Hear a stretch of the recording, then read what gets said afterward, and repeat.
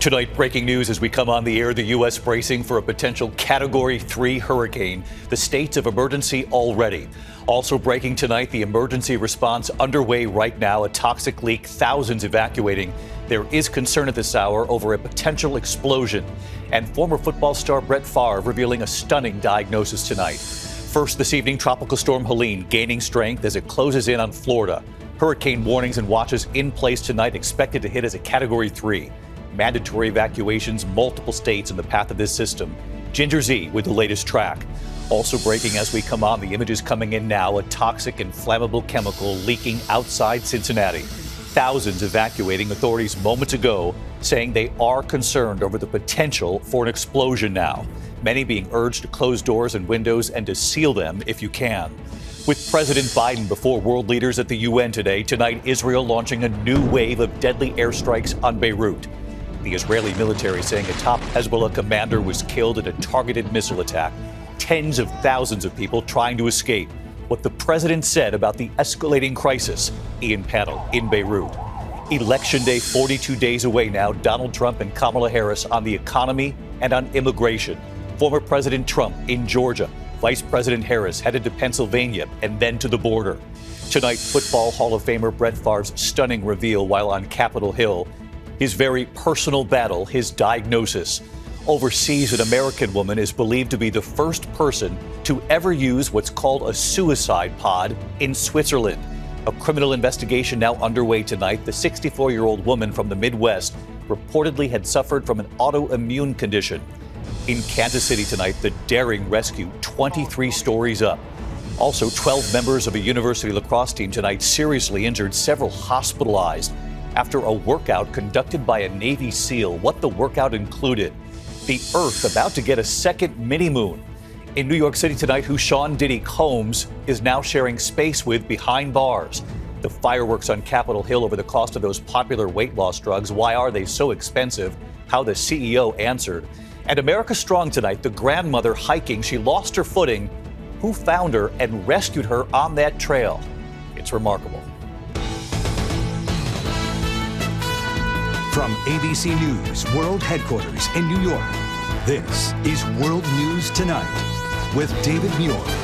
Good evening. We begin tonight with two breaking stories. This toxic leak, thousands evacuating outside Cincinnati at this hour. There is concern over the potential for an explosion now. The images coming in just moments ago. But first, bracing for what could become a Category 3 hurricane. States of emergency already up tonight. Hurricane warnings and watches in Florida and now Georgia as well. Tropical Storm Helene gaining strength at this hour and bearing down, expected to become a major Category 3 hurricane with 115-mile-an-hour winds, up to a foot of rain possible, a dangerous storm surge, and flooding well inland. Storm clouds gathering on the beaches of Cancun, Mexico, ahead of Helene's arrival there, expected to make landfall here in the U.S. on Thursday. Tonight, mandatory evacuations already underway. Chief Meteorologist Ginger Z back with us tonight, leading us off with the latest track of this. Hi, Ginger. Hey, David, this storm should be a hurricane by tomorrow. Once it's in the Gulf, it is going to rapidly intensify, head toward the coast, make landfall Thursday night somewhere in the eastern panhandle or the Big Bend of Florida. Either way, major impacts well beyond that cone, and that's why we have widespread warnings, including the warning from Apalachicola to Tallahassee, Cedar Key, Crystal River. Tampa Bay is in that hurricane watch. Savannah, Georgia, even with a tropical storm watch. Let's talk about the number one loss of life and property, that is storm surge. 10 to 15 feet, Steinhatchee, Cedar Key. Crystal River, 6 to 10 feet. That's a lot of water for those low-lying areas. 4 to 8 feet around Tampa Bay causes big problems, down to Sarasota. And then talk about the wind and timing. So the wind will start to pick up, especially Thursday. It's Thursday night when we see landfall. On this model, Perry has a 120-mile-per-hour gust. Then this thing cruises overnight. By 7 a.m., it's in western North Carolina with a 70-mile-per-hour gust at Asheville. It's not just the winds that will knock down power lines and trees all the way up into southern Appalachia, but that significant risk of flash flooding. Greenville, South Carolina is in there, too. David. Ginger Z, you'll have the latest on GMA first thing in the morning. Thank you. In the meantime, to the emergency unfolding outside Cincinnati, as I mentioned at this hour, the toxic and flammable chemical leak from a train in Ohio. Authorities just before we came on the air here tonight saying they are now concerned over the potential for an explosion in the hours ahead. They are hoses dousing the train. Thousands of families have been urged to leave the area. Homes and schools evacuated. And residents who are staying have been told to stay indoors and to try to seal their windows if they can. Gio Benitez with the images coming in now. Tonight, the alarming scene. You can smell it. A train spewing a toxic chemical cloud into the air, sparking urgent evacuations in Ohio. Firefighters racing to the town of Cleaves, about 30 minutes west of Cincinnati, spraying water on the rail cars. The company that owns the train saying one of its rail cars was venting styrene, a colorless, flammable, and highly volatile liquid used to make plastics and rubber. Nasty smelling. About 3,000 people near the scene urged to leave the area immediately. Schools put on lockdown and evacuated, residents told to stay inside and seal off doors and windows. With the heat up of the material in the car, that there is a potential for an explosion. It comes more than a year after a devastating train derailment in East Palestine, Ohio, that caused a hazardous chemical fire to burn for days, leading to a massive cleanup. And David, of course, as you mentioned, authorities tonight are very concerned about a potential explosion. That's why this is such a big deal. And as you can imagine, environmental agencies are responding right now to that scene, David. Gio Benitez covering this for us. Gio, thank you. Now to the escalating war between Israel and Hezbollah. With President Biden before world leaders at the UN today, the crisis escalating overseas. Israel launching a new round of airstrikes on Lebanon, saying they've now killed another top Hezbollah leader. Hezbollah firing back, some rockets actually getting through Israel's Iron Dome defenses. President Biden today in his final UN address as president calling for an end to the escalation, saying a diplomatic solution is still possible. Our chief foreign correspondent Ian Pannell in Beirut again tonight. Tonight, intense fire between Israel and Hezbollah. World leaders fearing a broader regional conflict with unimaginable consequences. The chaos and fear here on the streets of Beirut seen in videos circulating online.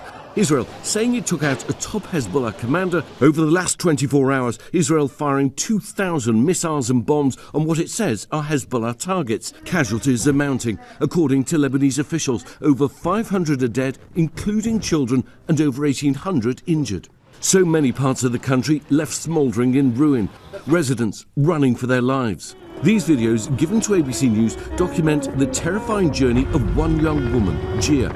Explosions everywhere. This time yesterday morning, this school was completely empty, but in a matter of hours, thousands and thousands of people flooded here from the south. Now it's at capacity. We met one family here who made that same terrifying journey, travelling for 20 hours. 2 parents and their 5 children. Baby Mohammed is just 8 months old. Hassan, who didn't want to show his face, says there was a lot of panic. His children crying in terror as he says rockets kept landing around them as they tried to get out. President Biden at the UN saying the world is now at an inflection point. Full-scale war is not in anyone's interest. Even if the situation has escalated, a diplomatic solution is still possible. David, a senior US official telling our Martha Raddatz that there's going to be another big round of attacks with Hezbollah trying to move long-range missiles around and Israel mobilizing some ground forces for raids. David? Ian Pannell, our thanks to you and to Martha for that reporting. Our team in the Middle East, thank you. President Biden, after addressing world leaders at the UN, will sit down exclusively with the hosts of The View here on ABC tomorrow. His first interview since that debate in June that led to his ending his bid for re-election. That's tomorrow, 11 a.m. Eastern, right here on ABC. Meanwhile, in the race for the White House, 42 days to go until the election, Donald Trump and Kamala Harris on the economy and on immigration this week. Former President Trump in Georgia, Vice President Harris headed to Pennsylvania and then to the border in Arizona. And the new polling tonight, several new national polls showing Kamala Harris with a slight edge over Donald Trump, but within the margin of error. And in the key battleground states, several states with Donald Trump with a slight edge, others with Kamala Harris with the edge. This is a very close race. Here's Rachel Scott. Tonight in battleground Georgia, former President Donald Trump zeroing in on the top issue for voters, the economy, promising that if he wins, the U.S. will scoop up manufacturing jobs from other countries. We're going to take their factories. American workers will no longer be worried about losing your jobs to foreign nations. Instead, foreign nations will be worried about losing their jobs to America. Trump says he'll bring business back home by slashing taxes and regulations and by imposing sweeping tariffs on foreign imports, something Vice President Kamala Harris says will drive up prices on everything from groceries to gas to medicine. Many economists agree with her. And today, the Senate's top Republican says he does too. I'm not a fan of tariffs. They raise the prices for American consumers. The vice president's team pointing to the more than 700,000 manufacturing jobs created during the Biden-Harris administration. Harris today leaning into what's become a defining issue for her campaign, abortion, saying she wants to abolish the Senate filibuster to restore reproductive rights as they existed under Roe v. Wade with a simple majority vote instead of the 2/3 vote now required. I've been very clear. I think we should eliminate the filibuster for Roe and get us to the point where 51 votes would be what we need to actually put back in law the protections for reproductive freedom. Trump has boasted about nominating 3 of the Supreme Court justices who overturned Roe v. Wade. Keenly aware he's paid a political price with female voters, the former president now making an all-out appeal to the women who are concerned about abortion rights. I am your protector. I want to be your protector. As president, I have to be your protector. You will no longer be abandoned, lonely, or scared. You will no longer be in danger. You're not going to be in danger any longer. You will no longer have anxiety from all of the problems our country has today. You will be protected, and I will be your protector. Women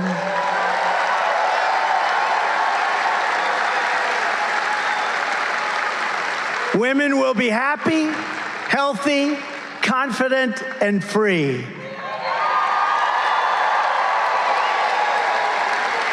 You will no longer be thinking about abortion. So all they talk about, abortion. But tonight, a Harris campaign spokeswoman with a blunt response. After ripping away our reproductive freedom, now he's trying to tell us how to think. So let's bring in Rachel Scott here with us, a rare moment in studio in New York instead of on the campaign trail. We so appreciate your long hours on the campaign trail. So we've got former President Trump in Georgia on the economy. We've got Vice President Harris going to Pennsylvania on the economy, and then she's going to Arizona to the border. Both of these candidates keenly aware that immigration and the economy are top issues to voters. So first, Harris will be delivering that speech on the economy in Pittsburgh. And then she travels to battleground Arizona with a visit to our southern border. She's expected to tout the Biden administration's executive action that led to a significant drop in the number of migrants crossing the border. She's also expected to say that she would sign that bipartisan border bill into law that Donald Trump urged Republicans to reject, David. If she's elected. All right, Rachel Scott here with us in New York. Rachel, great to have you. We continue now with the news tonight into Capitol Hill now, where Hall of Fame quarterback Brett Favre revealed his very personal battle today, his Parkinson's diagnosis. Here on that, Trevor Ault. Tonight, stunning news from controversial NFL Hall of Famer Brett Favre revealing he's battling Parkinson's disease. I've recently been diagnosed with Parkinson's. This is also a cause dear to my heart. The 54-year-old former quarterback sharing the diagnosis today during testimony on Capitol Hill about welfare reform and accountability. Parkinson's disease is a neurodegenerative disorder that causes parts of the brain to deteriorate, affecting movement and cognition. Favre's 20-year career possibly made him more susceptible to the disease. Hundreds, probably thousands of concussions, including this career-ending one in 2010. It's one of the few times I kind of went blank there for a while in my career. In general, repeated hits to the head are linked to neurodegenerative diseases. Concussions and even subconcussive hits can alter brain structure and chemistry. And a new study shows 1 in 3 former NFL players surveyed believe they have the neurodegenerative disease CTE. Favre sharing his experience on the football field in the new documentary, Concussed. I can't tell you how many times my head hit the turf and stars or fireworks or whatever went off. I didn't think that was a concussion. It's hard to even put a number on how many of those I had.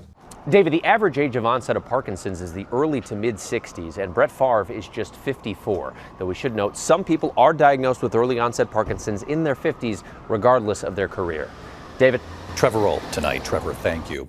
Overseas tonight into an investigation involving suicide, which is legal in Switzerland. Tonight here, the case of an American woman believed to be the first person to use what's called a suicide pod in Switzerland. The 64-year-old woman from the Midwest reportedly suffered from an autoimmune condition. Here tonight, James Longman. A criminal investigation is underway tonight after the first known death of an American woman in a so-called suicide pod in Switzerland. The woman is described as a 64-year-old from the Midwest who had an autoimmune condition. Police say she died in a forest near the German border, where the capsule called the sarcopod was placed. It's the first time it's ever been used, and it allows a person to release nitrogen gas into the chamber at the touch of a button. That removes all the oxygen, and it causes the person to fall asleep and then suffocate. Assisted dying is legal in Switzerland, but only without external assistance. Multiple arrests have been made in this case for incitement and the aiding and abetting of suicide. The inventor of the capsule is Australian physician Philip Nitschke, a known advocate of the right to die movement. There are some people who don't approve of the idea of assisted suicide at all. They would never approve of it. They're not my beliefs, and they're not the beliefs of many people who decide they want to control their deaths. David, the capsule has now been seized by police. Anyone found guilty of these charges could face up to 5 years in prison. David? James Longman reporting from London tonight. James, thank you. Back here in the U.S. to Capitol Hill, lawmakers are asking why Americans are being forced to pay so much for those game-changing weight loss drugs that treat diabetes and obesity. The CEO of Novo Nordisk, that Danish company that makes Ozempic and Wegovy, in the hot seat today. He was asked to lower the price of these life-saving medicines. Wegovy costs Americans $1,300 a month, 5 times more than it costs in Canada, 14 times more expensive than it costs in the UK. If you don't act, 40,000 people a year could die. Is this acceptable to you? Senator, any prospects of patients not getting access to the medicine they need, I think, is terrifying. And we have to solve this challenge together. The CEO not promising to cut the price, but saying he is open to talking about lower prices. When we come back here tonight in New York City, who Sean Diddy Combs is now sharing space with behind bars. Also tonight, 12 members of the university lacrosse team seriously injured, several in fact hospitalized after a workout conducted by a Navy SEAL. And tonight, the Earth is about to get a second mini-moon in a moment. Tonight in New York City, Sean Diddy Combs is now sharing jail space with FTX founder Sam Bankman Fried. Combs, who has pleaded not guilty to federal sex trafficking charges, is being held without bail at the Metropolitan Detention Center in Brooklyn. He's been moved into the same unit with Fried, who was convicted of stealing billions from clients at his cryptocurrency exchange. Tonight, authorities say 12 lacrosse players from Tufts University were injured during a workout with a Navy SEAL. Some have been hospitalized. They're being treated for what's called rhabdo, a potentially life-threatening condition triggered by intensive, excessive exercise, causing muscles to disintegrate. 3 players remain hospitalized. The school says the supervised 45-minute workout was led by a graduate who recently completed Navy SEAL training. When we come back tonight, the daring rescue, 23 stories up, and you'll see it. To the index tonight, a daring rescue, 23 stories up in Kansas City, Missouri. Look at this, a window washer stranded at one Kansas City place. His harness had stopped working. A glass worker helping firefighters remove a window, lowering those ropes. The window washer then able to climb inside. Yikes. Well, the Earth is about to get a temporary mini-moon. NASA says a small asteroid will orbit Earth for about 2 months beginning Sunday. The asteroid about 33 feet long. They say you'll need a fancy telescope to see it. It'll spend about 56 days caught in Earth's gravity. When we come back tonight, the grandmother stranded, alone, calling for help on the trail. And who came to the rescue? ABC World News Tonight with David Muir, sponsored by Voya. Well planned, well invested, well protected. Finally tonight, the grandmother and the rescue. America Strong. Tonight, the 79-year-old hiker, a grandmother, and her remarkable rescue. On Mount Rainier near Ashford, Washington, south of Seattle, Ursula Bannister was hiking down the High Rock Lookout Trail. But shortly after taking this picture, she accidentally stepped into a shallow hole and broke her ankle. Alone, calling for help. Soon after, strangers began racing to help, and among them, Airman First Class Troy May, 62nd Aircraft Maintenance Squadron. That off-duty airman from Joint Base Lewis McChord eventually telling that grandmother he would carry her on his back to get her down that trail. Slowly, carefully, on a mission, nearly 2 miles down. It took more than 3 hours in all, until they would all eventually link up with search and rescue, who then got her to the hospital. Right here tonight. Hello, Mr. Muir. Airman First Class May. Carrying her down that evening wasn't the easiest thing to do, but it was the right thing to do. And joining us too, Ursula. Hi, David. That grandmother and hiker is grateful tonight to all of those who helped her, especially that airman. They were unselfish and giving. Heartfelt thanks to all the people who helped me off the trail. Well, Ursula, we are glad you are home and you're safe. Airman May to the rescue, and we salute you. I'll see you right back here tomorrow night. From all of us here, good night. Thank you for making World News Tonight with David Muir, America's most watched newscast.